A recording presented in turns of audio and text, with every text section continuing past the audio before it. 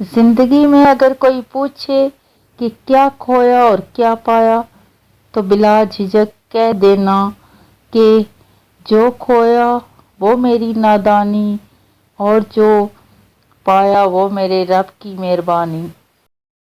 نماز بڑی سے بڑی پریشانی کو بھی کم کر دیتی ہے۔ شیشے اور رشتے دونوں نازک ہوتے ہیں مگر ان میں ایک فرق ضرور ہوتا ہے، شیشہ غلطی سے ٹوٹتا ہے اور رشتے غلط فہمی سے۔ رسول اللہ صلی اللہ علیہ وآلہ وسلم نے ارشاد فرمایا، صدقہ سائل کے ہاتھ سے پہلے اللہ کی بارگاہ میں جاتا ہے۔ یا اللہ مجھے اس قابل بنا دے کہ میں کسی ضرورت مند کو دیکھوں تو اس کی مدد کر سکوں۔ بعض اوقات دعائیں رب کا فیصلہ نہیں بدلتی مگر آپ کا دل بدل دیتی ہیں اور رب کے فیصلے کے مطابق کر دیتی ہیں۔ بیٹیاں بھی کیسی رحمتیں ہیں، ملتی کسے ہیں اور لے کون جاتا ہے۔ اللہ پاک سب کی بیٹیوں کے نصیب اچھے کرے، آمین۔ اے سلامتی دینے والے، تمام بیماروں کو مکمل شفا یاب کر، بے شک صرف تو ہی شفا دینے والا ہے۔ اللہ تعالیٰ نے ارشاد فرمایا، اے میرے بندو، تم رات دن گناہ کرتے ہو اور میں تمام گناہوں کو معاف کرتا ہوں، لہذا مجھ سے بخشش طلب کرو، میں تمہیں بخش دوں گا۔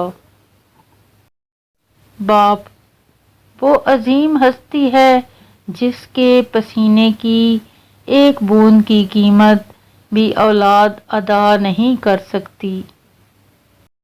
حضرت علی رضی اللہ نے فرمایا، اگر زندگی کو ہمیشہ خوشیوں کے ساتھ گزارنا چاہتے ہو تو غم زدہ لوگوں کے غم سنا کرو، کبھی دکھی نہیں رہو گے۔ فرمانے مولا علی رضی اللہ، جو تمہیں خوشی کے موقع پر یاد آئے تو سمجھ لو کہ تم اس سے پیار کرتے ہو، اور جو تمہیں غم کی شدت میں یاد آئے تو سمجھ لو کہ وہ تم سے پیار کرتا ہے۔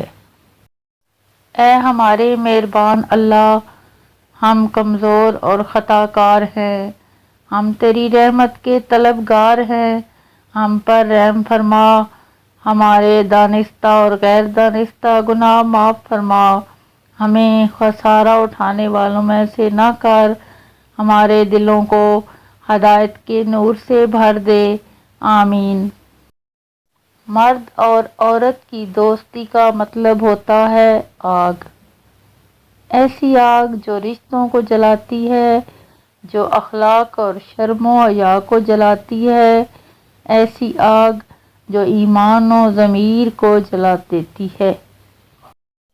کپڑے تبدیل کرتے وقت رسول اللہ صلی اللہ علیہ وآلہ وسلم نے ارشاد فرمایا، جنات کی آنکھوں اور بنی آدم کی شرمگاہوں کے درمیان پردہ اور حجاب کی صورت یہ ہے کہ آدمی جب اپنے کپڑے اتارے تو بسم اللہ پڑھے۔